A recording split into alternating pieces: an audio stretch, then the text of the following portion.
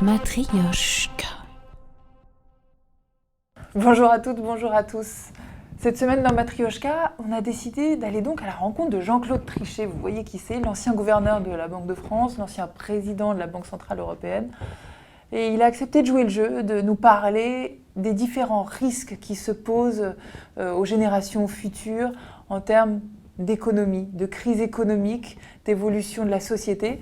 Il a complètement joué le jeu et il nous a apporté pas mal d'éléments très intéressants pour éveiller nos consciences. Je vous laisse découvrir tout ça. Matryoshka. Bonjour Jean-Claude Trichet. Bonjour. Merci beaucoup d'être une de nos Matryoshka. Aujourd'hui, on est en 2019, une bonne dizaine d'années après ce qu'on a appelé cette crise financière, puis économique, puis sociale, puis culturelle, qui était de 2007-2008. Est-ce que vous avez l'impression qu'on est toujours dans le prolongement de ce temps très fracassant qu'il y a eu, ou est-ce qu'on est plutôt dans une bulle ailleurs ? Non, je crois qu'on est évidemment dans le prolongement de la crise la plus grave que l'on ait connue depuis la Deuxième Guerre mondiale. Je crois d'ailleurs que cette crise financière et économique, comme vous venez de le dire, aurait pu être la plus grave depuis la Première Guerre mondiale, c'est-à-dire qu'elle aurait pu être plus grave que la crise de 1929-1930, si des décisions très audacieuses et très rapides n'avaient pas été prises par les banquiers centraux d'un côté, les gouvernements de l'autre, pour empêcher, disons, le développement d'une crise gravissime qui aurait été une très grande dépression, encore une fois, du type de celle de 1929 au siècle dernier. On a évité cela, mais on n'a pas évité une très grande récession et on n'a pas évité des bouleversements très profonds dans les économies des pays avancés. Parce qu'une chose qui est très claire, c'est que c'est une crise de l'ensemble des pays avancés. Tous les pays avancés se sont trouvés dans cette crise, pas les pays émergents. Le bâton du G7 a été passé au G20, et le G20, c'est le G7 plus l'ensemble des pays systémiques dans le monde émergent, dans le monde en développement, qui est en train de prendre toute sa place. Et d'une certaine manière, si vous voulez, historiquement, cette crise très grave que vous évoquiez a marqué finalement, historiquement, une profonde transformation de l'économie mondiale et de la gouvernance de l'économie mondiale. Aujourd'hui, les enseignements même culturels de ce qui s'est produit, est-ce que ça permet d'anticiper ? Est-ce qu'on est à l'abri d'un rebond ? On n'est jamais à l'abri de nouvelles difficultés. Il serait trop sévère de dire rien n'a été fait, on n'a pas tiré les leçons de la crise, on n'a pris aucune décision. Ce ne serait pas vrai. En Europe, beaucoup de leçons ont été tirées. On a créé de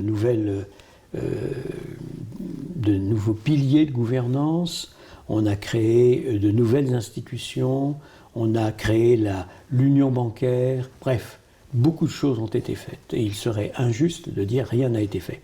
En même temps, on a continué, si vous voulez, d'être dans une économie mondiale d'endettement, on a continué d'accumuler des dettes publiques et des dettes privées dans l'ensemble du monde.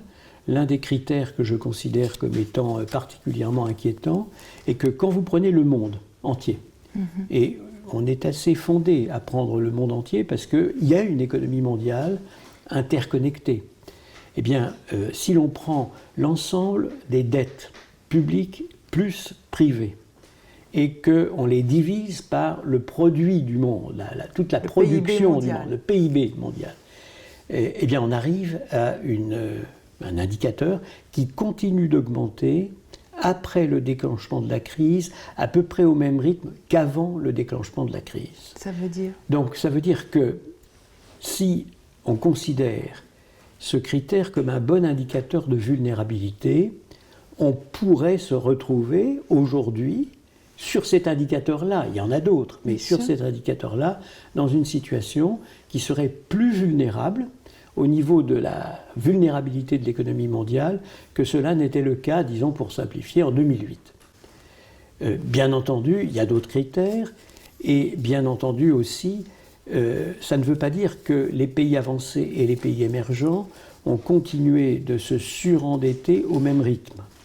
En réalité, les pays avancés se sont surendettés à un rythme très inférieur à celui qui était le leur auparavant, disons inférieur de moitié, et les pays émergents qui contribuaient assez peu à l'endettement international ont multiplié par quelque chose comme 5 leur endettement annuel supplémentaire.